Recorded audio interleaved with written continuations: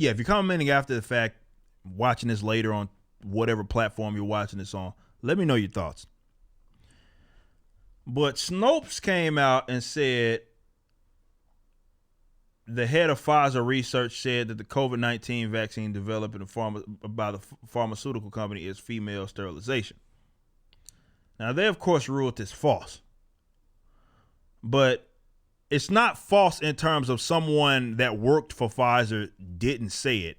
It's false in the sense that, okay, if you word it like this, it's not like this person, the head of Pfizer research, wasn't the one that said it. And they even clarified, which is hilarious. They say Yaden and German physician, which is Yaden is he is the Michael Yaden. He wasn't the head of Pfizer research. And he left the company in 2011. What he was the fucking vice president. It's like you say, well, he wasn't the head of research. He was just the fucking vice president and chief scientist for allergy and respiratory, which is like, okay, this is an upper respiratory illness, is it not? So it's like, yeah, it wasn't the head of research. It was just the fucking vice president and chief scientist of allergy and respiratory, and he's no longer with the company. So I get it. They could have said that it was like somewhat true though, right? Instead of just saying it was false. But what did he say? This was the interesting thing. Yeaton and German physician Wolfgang. Why do Germans have all these cool ass names like that? Wolfgang Wodarg said he sent a letter to the European Medicines Agency calling on EMA to halt clinical trials of Pfizer's COVID-19 vaccine in the European Union. In the letter, Wodarg and Yeaton stated that Pfizer vaccine blocks a protein that is key in the formation of placenta in mammals, and they claim that it's possible women who receive the vaccine could become infertile. However, they did not state as a fact that the vaccine causes sterility, as the Health and Money News headline suggests. So basically, they said that it was false, but it's all right. Someone that used to work for Pfizer was the one that said it, and he did claim that it could cause basically them to be infertile. And this is the actual letter in which they said here. However, if it were the case, this would also prevent the formation of placenta, which would result in vaccinated women essentially becoming infertile. To my knowledge, Pfizer BioNTech has yet to release any samples of written materials provided to patients, so it's unclear what, if any, information regarding potential fertility-specific risk caused by antibodies is included. So the guy, Yeaton and Wolfgang, they're saying essentially that this is a potential thing that could have happened. Now, here's my thing about this.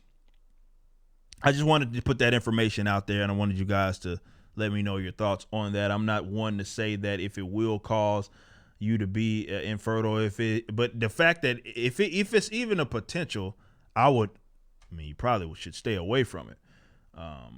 But there ain't no chance in hell me or Lady Ripper would be taking that.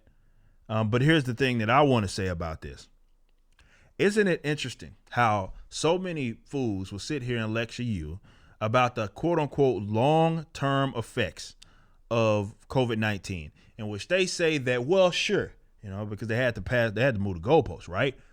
Sure, it has a 99 or over 99% survivability rate, but not all issues are just with dying. Some, and they'll point to this one patient that may have some issue that will impact the rest of their lives, which could happen both with a cold, by the way, and with influenza. If you handle it bad, and it could cause some long-term problems. That's not anything unique to this virus, but forget that. Isn't it interesting how they care so much about the long-term effects, the quote-unquote long-term effects? And this is why we got to lock down, because we just don't know. We don't know enough about the virus to know the long-term effects.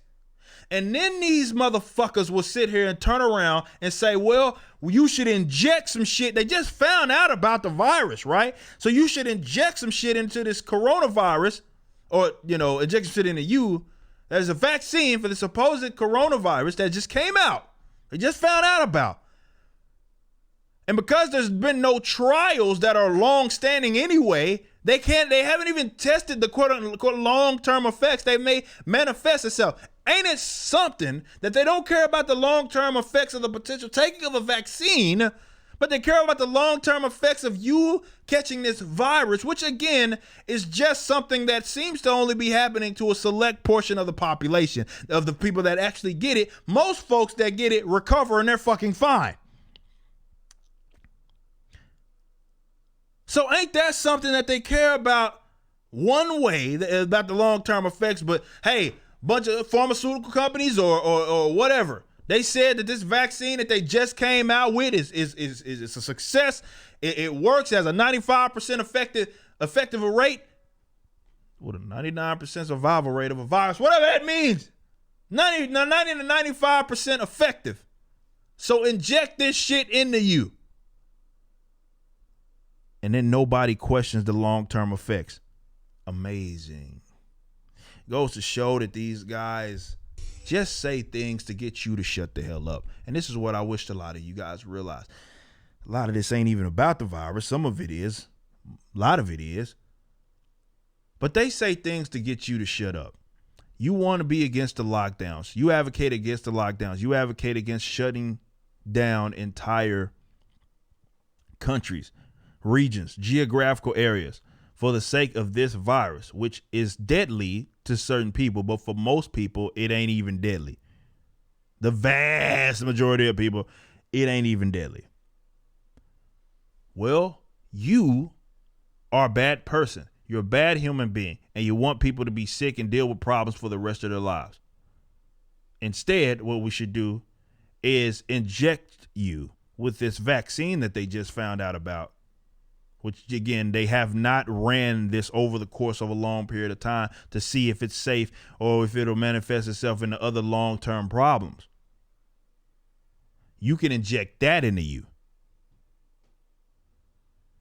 And nobody questions the long-term effects. And this is why I think that when they talk about clinging to science, definitely by way of these weirdos and these leftists, they have a religious cling to science.